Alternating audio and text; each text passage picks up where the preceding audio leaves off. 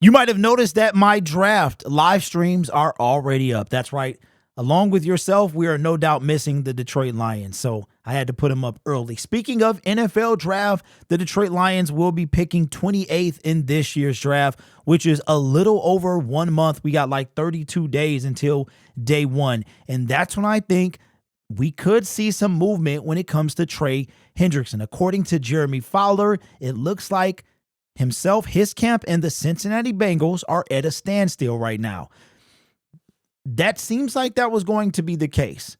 The same day, Jamar Chase and T. Higgins were both made the highest paid 1 and 2 wide receiver combo in the NFL. We did not hear any movement on Trey Hendrickson, the anchor of their defense. They had lost DJ Reader the year before. I think they even signed B.J. Hill to get him to stay in Cincinnati. Now, when it comes to Trey is going to require a monster deal. He's looking for, we'll get into that, but he's looking for about $35 million a year. I think he's going to be top 5 for sure. Right now, he is getting an absolutely trash AAV contract, which is $22 million if you add everything together. But what did Jeremy Fowler have to say on SportsCenter today? Check this out. This is coming from Bleacher Report.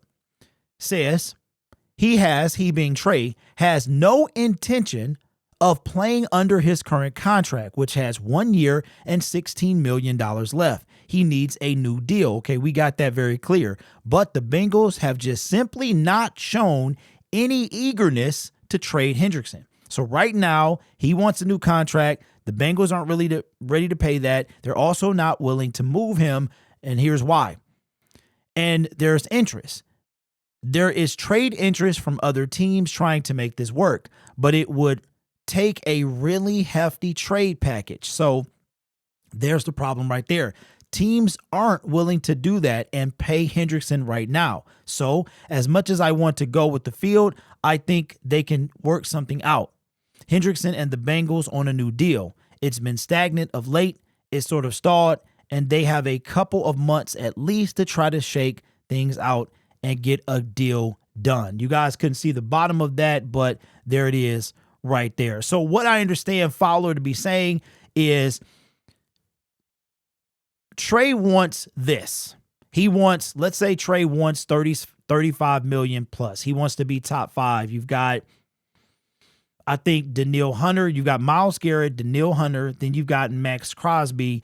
I think that Trey wants to be 4, at least. He want to be top 5 for sure. He definitely needs a raise. So you got the money situation. The Cincinnati Bengals have shown you their priority.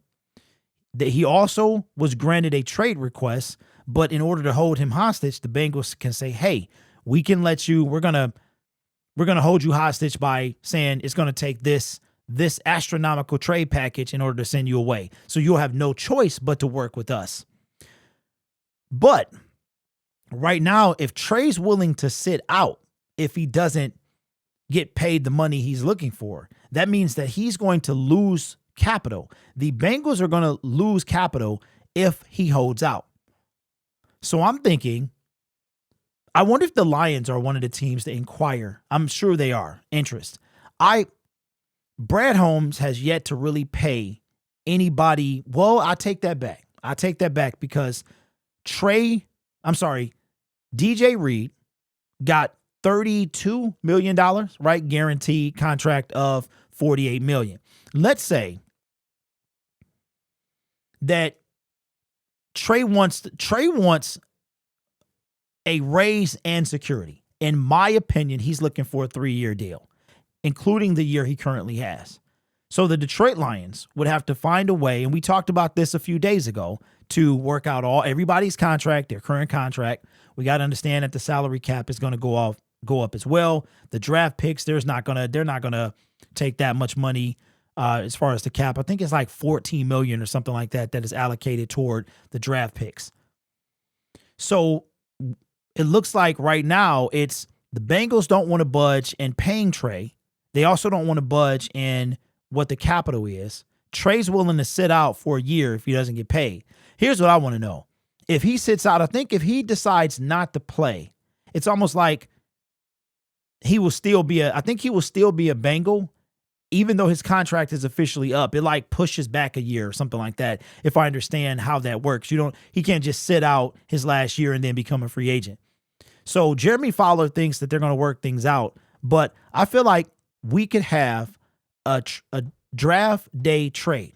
Keep in mind, 2 years ago when we drafted Jahmyr Gibbs,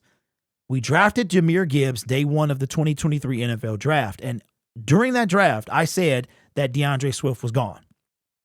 At this point, we had David Montgomery, DeAndre Swift, and we had just drafted Jahmyr Gibbs. I knew two things were going to happen. Either we were going to keep Swift and have like the best running back room in the league with those three, or that Swift was gone, and I was leaning towards Swift being gone. So then day 3, we wind up trading DeAndre Swift. So I could see a draft day trade, because after the draft passes, the Cincinnati Bengals if they wait until the draft, it's possible that compensation is going to be for the next year's anyway. So what Jeremy Fowler believes is that it could go past the draft. We're talking about May, June OTAs. So this is going to be very intriguing to see how this thing plays out. I don't know if the Detroit Lions, if we make it to the NFL draft, if we don't get a bunch of pass rushers, then I think that trade could still be on the table. But I'm going to hold out this connection because of the fact that Dan Campbell was in New Orleans when he was drafted, and somebody will take him. So will Brad Holmes fork out the cash? I don't know. I think that right now the Bengals want a first-round pick. Even though the Detroit Lions are picking 28th, they don't want to give it up. And I mean, to me, it all depends on who the Lions want. If you want a guy, and we know that Brad will trade up to get that guy. So it's really who the Lions want, where they think that person will be. It's not about the money with that person, because even a first-round pick, you're not going to have to give that much money to until year 5. And that's only if he hits a certain type of milestone, Pro Bowls and play time and such. So I think that if Trey is not traded by the NFL draft or on the NFL draft, the Detroit Lions decide that they're going to go forward. I don't know if we end up with them then. But the question that I have is, could the Detroit Lions realistically pay the people that need to be paid and still give Trey 35? Somebody will do it. I don't know if we will, because Hutch, I was wondering this. If Hutch is going to be paid more than Myles Garrett. So like I said, and I said this before, if I am Aiden Hutchinson and I know that Trey Hendrickson could come to our team, I would say, okay, I would tell, and I told you this before, I would tell Brad Holmes, listen, I want to be the best defensive player in the NFL. I want to be the highest paid non-quarterback in the NFL. I want to top Myles Garrett. So let's work it out. See what you got. See what you offer me now. Okay, is it more? Probably not. It's not going to be better than Myles right now. Let me work and show my worth, and then we talk about it after we can set a number of sacks, play time. We can set Pro Bowls. Whatever the situation. If I lead the NFL in sacks, you make me the highest paid player in the NFL.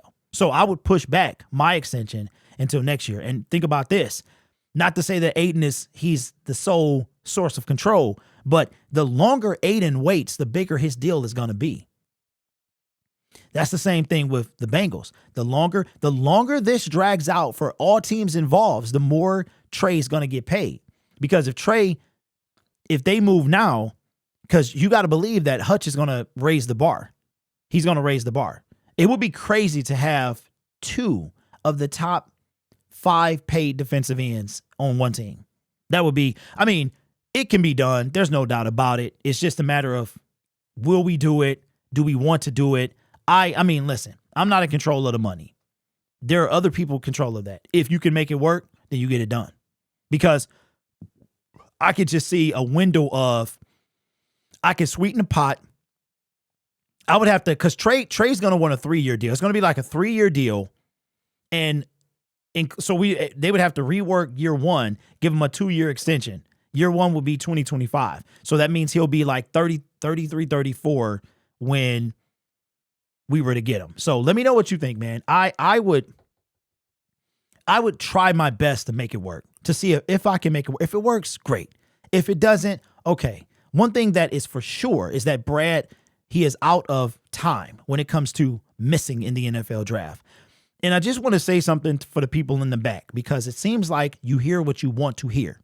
When I spoke about Brad Holmes and his contract, him not being extended, that's what I said. I did not say him getting fired. I said that Brad Holmes is up for a contract extension after the 2027 season. No, I'm sorry, after the 2026 season, I believe it is. So yes, after the 2026 season, which will put us in 2027. What I said was, if we don't get to a Super Bowl, should he be extended? So for the people in the back, I say it again. This is how I feel. I don't know how you feel, nor do I know how Sheila feels, which is all that really matters. But as a basement general manager, as a person who gives his opinion on the internet, here's my thoughts. If Brad Holmes, if we win a Super Bowl, there's no more discussion. He can, at that point, almost do what he wants to. He has done something that no other person on earth was able to do. So, done deal. If we make a Super Bowl, then he buys himself another contract extension. If he doesn't do either one of those things in the next 2 seasons, because 25, 26, 26, 27, do we consider bringing in somebody that may take us over the hump? It's funny how, I don't know, man. I think it's funny how Jim Caldwell got a lot of pushback as being the guy that cannot take us over the hump. But when it comes to Brad Holmes, everything he does is gravy. Now, I know that the comparison it's a lot different, because you have where he was able to take us, meaning Brad, as opposed to Jim Caldwell, you can't beat the good teams and all. But the point is, stagnant is stagnant. Somebody, not everybody, can take you over the hump. So that's for the people in the back. I don't think Brad Holmes will ever be fired. He's done too good of a job to be fired. Okay? Fired is actively dismissing the person. He can be like Mike McCarthy, where his contract was just not renewed. Let me know what you think down in the comments below. Again, still working on the membership screen. Do not go anywhere, y'all. Don't get offended. It will be. I'll figure out how to do this. I'm working on it. You guys are awesome, man. This channel is made possible by viewers, subscribers, and members just like you. It's because of your support I get to do what I do. You could be anywhere else on YouTube, but you choose to rock with me. You guys are awesome. Take care of yourself and each other. And as always, go Lions.